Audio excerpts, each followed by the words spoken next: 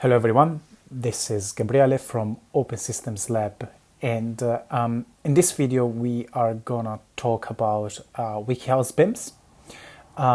So the audience, the target audience of these videos are structural engineers and perhaps structural engineers that are not familiar with the WikiHouse system.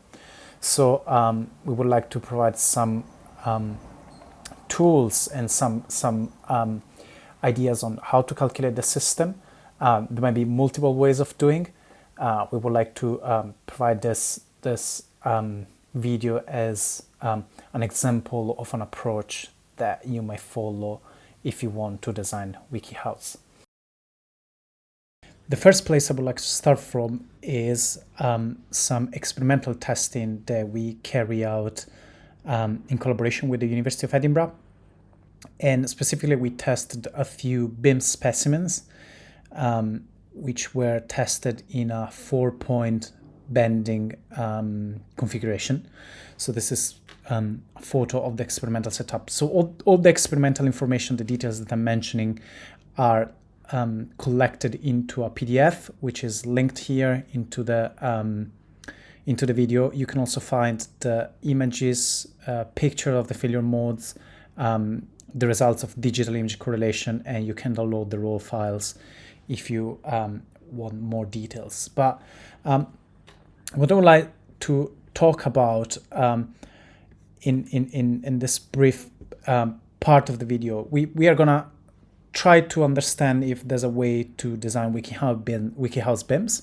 And I think the best place to start is to look at the failure mechanism that we observed in the lab. And for the two spans that we tested, the failure happened at the stitch joint, which is this joint that we see here, the connection between the bottom flange of the beam and the web of the beam, and it happened on this joint at the span value of the dovetail joint, which is this joint over here. So essentially, these two tabs here, almost all tests were the ones subjected to the highest stress and were subjected to failure. And you see here a picture. There will be other picture if you're interested into the link. But you see here that actually the failure in this case was really dominated by compressive failure of the material in the tab, which is responsible for reaching the top capacity of the specimen.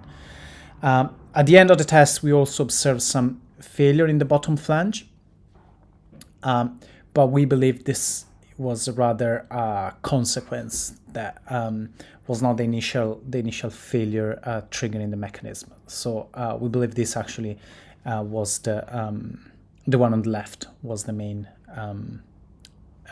variable governing the design.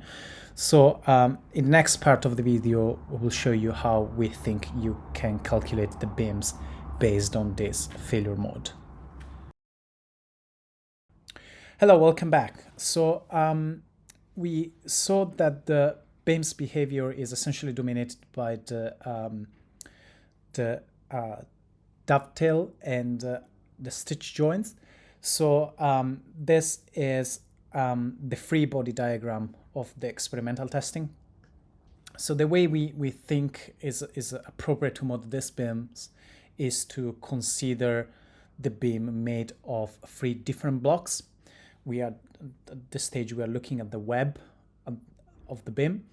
So if you think that the BIM is made of 3 blocks, and you calculate the free body diagram, you are in this scenario. Again, all the details are in the PDF if you're curious. But what is interesting is that if you assume this sort of model, so essentially rigid blocks that are exchanging forces with each other, then you could potentially calculate the equilibrium of each block with respect to the contact points. And the essentially, if you're in this scenario, you can estimate the amount of force that is going in the tabs, because you can calculate the equilibrium of the block with respect to the top right corner, for example, in this case. And if you do that, essentially you can find some equations that are dependent only on the force going into the tabs. So if you can estimate the amount of force that the tab can take, and we can do that because we have essentially the contact area, which is going to be the thickness of this panel times, the width of this joint of this tab multiplied by the thickness of the panel, and you multiply that by the compression property of the material, you can estimate how much force can each tab take. And you can use that to essentially estimate the bending capacity of the beam at the dovetail joint. And you can do a similar process for essentially estimating the moment capacity in the midspan. So all the details are in the Excel, and in the PDF, and now we can jump into Excel. Before doing that, just one thing I want to mention, that when we calculate the capacity of the tab, we need to check also that the tab might not fail in shear. So there are actually two possible failure modes for the given geometry of WikiHouse version 0.2 at the time of recording, and the common material properties. We saw that actually the compressive capacity of the tab is governing, is the weakest failure mode. But just bear that in mind, that if you for some reason change the dimensions of the tab, different failure modes might arise. And now let's jump into Excel, where all these formulas are implemented and can be essentially used. Right, here we are in Excel. So this is a spreadsheet that you can download here. We're gonna add the link at the bottom of this video, and essentially the idea is pre-compiled using the geometry of the beams. So you can essentially calculate the capacity of the beams in a hopefully easier way. So the spreadsheet is broken in 3 parts. We have a sort of material library where I have added the properties of typical materials here available in the UK. And please feel free to check that. Hopefully I didn't make any mistake in inputting those values. And then we have another library which is a library about the blocks. So for the specific series of Skylark that you're working with, there are some geometrical properties about the width of the cassette, the height of the cassette, the height flange to flange of the beam, the net span, the axial span, the distance between the center of the column to the castellated joint, and the number of tabs in any of the segment. If you pick up the PDF file that I was mentioning before, that is clearly indicated is the number of tabs on any of the blocks. And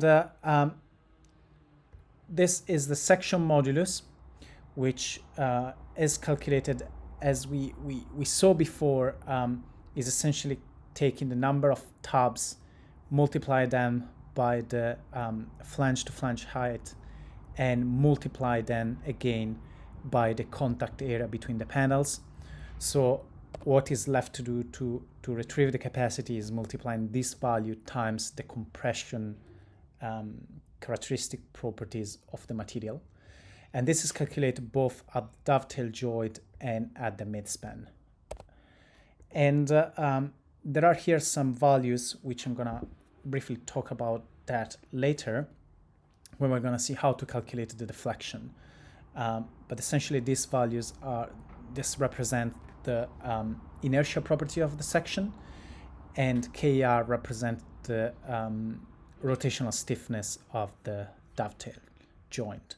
So let's see how we can calculate the capacity of the beams. Here we can decide to work with either or series, and we can select the specific beam we want to work with. And then once we select this value, this cell essentially are going to retrieve the corresponding geometrical properties from the blocks database over here. Similar for the material, you can choose any of this material or implement your own. And here you're going to retrieve the values coming from the material database. And yeah, that's it. Once you have that and you retrieve the actual section modulus, you just need to multiply that by the compressive strength parallel to the grain of the timber panel that you're using, and you can come up with the capacity at the dovetail joint and at the midspan. This calculation comes without safety coefficient because we want to provide some raw numbers depending on which building code you're using.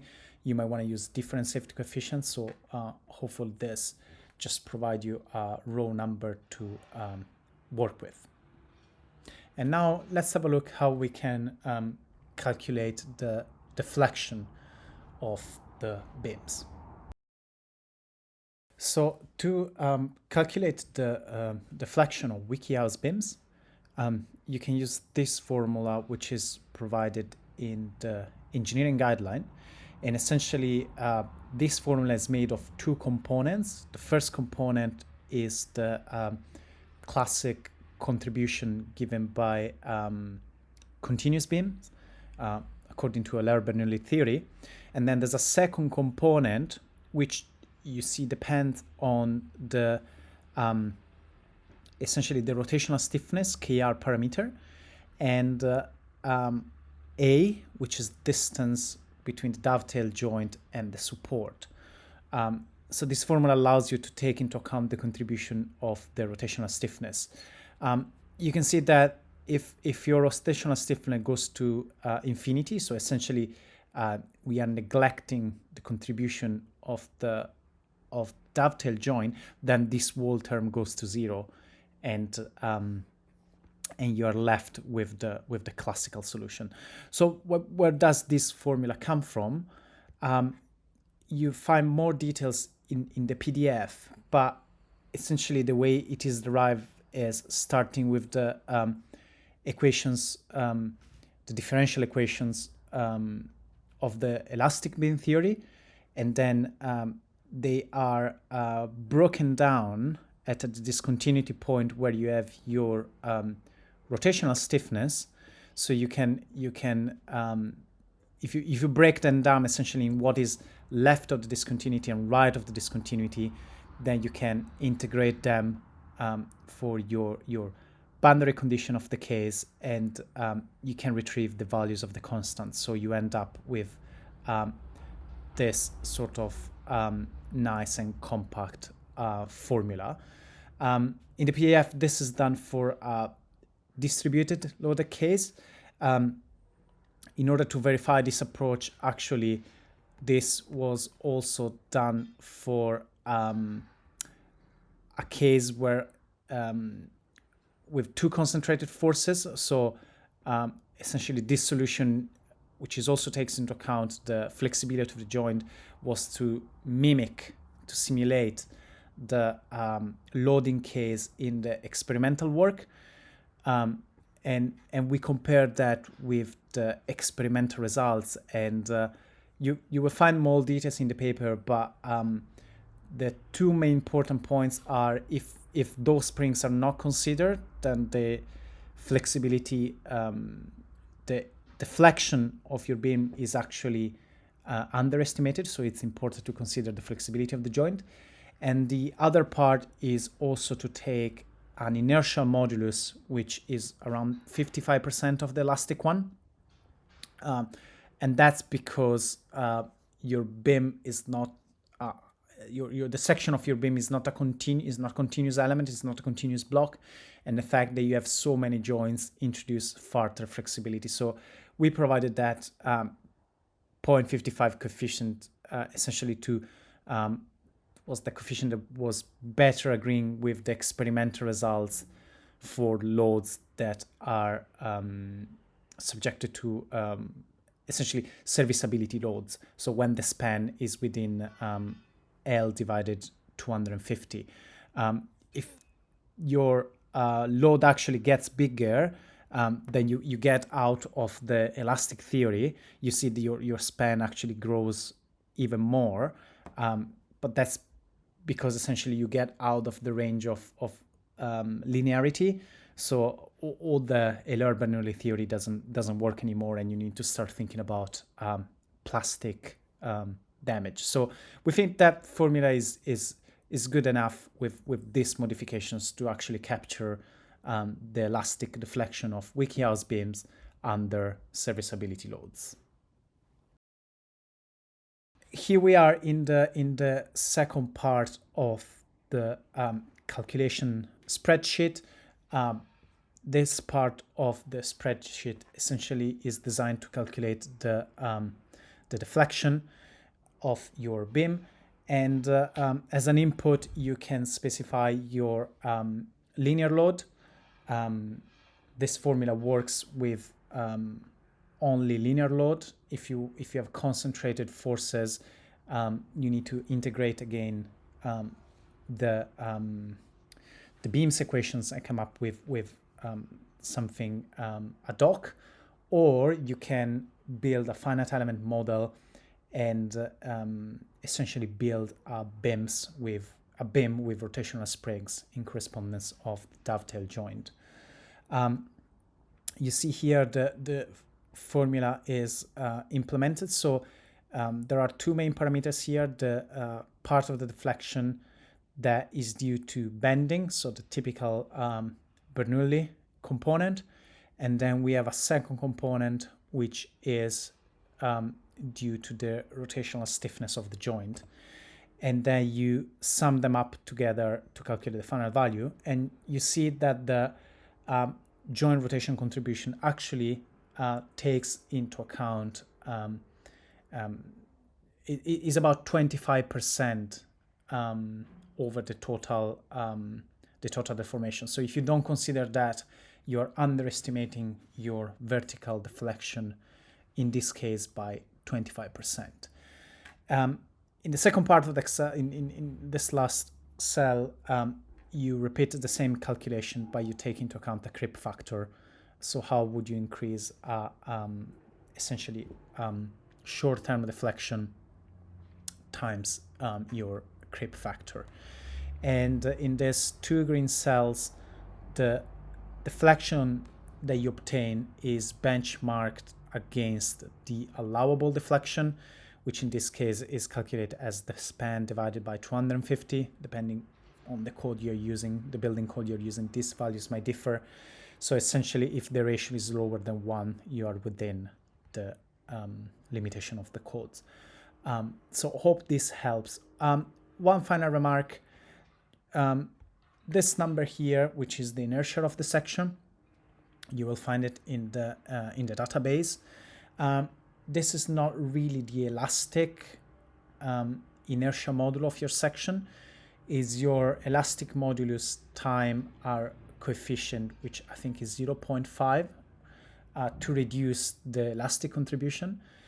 And the reason we did that is because WikiHouse beams are, because they are made of few joints, they are actually more flexible than if the beam was made by a continuous cassette.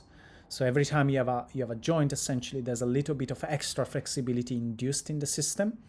And when we were comparing the analytical formulation of the model with the experimental results, we saw that if we were using the elastic stiffness by the book formulation, then we were underestimating the deflection of the beam. So we introduced that coefficient, which I believe is 0.5 or 0.55, to essentially make the formulation agree with the experimental results. So we believe we need to reduce the inertia section of the beam to take that extra flexibility into account. Excellent. So thanks for listening. I hope that was somehow useful to you. So in this video, we talked about some experimental work that we carried out, so we could observe some particular failure modes in the WikiHouse beams, and we talked about how we could write an analytical model that mimics and captures these failure modes, and how this analytical model can be implemented into a spreadsheet. You will find a few links down this video, under this video, a link to the research work, the experimental work, a link to the analytical modeling, and a link to the spreadsheet. I hope this is useful to you. There might be other ways of doing, there might be better ways of doing. So if you have any idea on how to improve the current equations that we are using for design, or if there's a easier way or a smarter way of doing, please feel free to write a comment or give some feedback, because we always try to do better. So thank you for your time, and I really hope that can help more WikiHouse to be designed and to be built.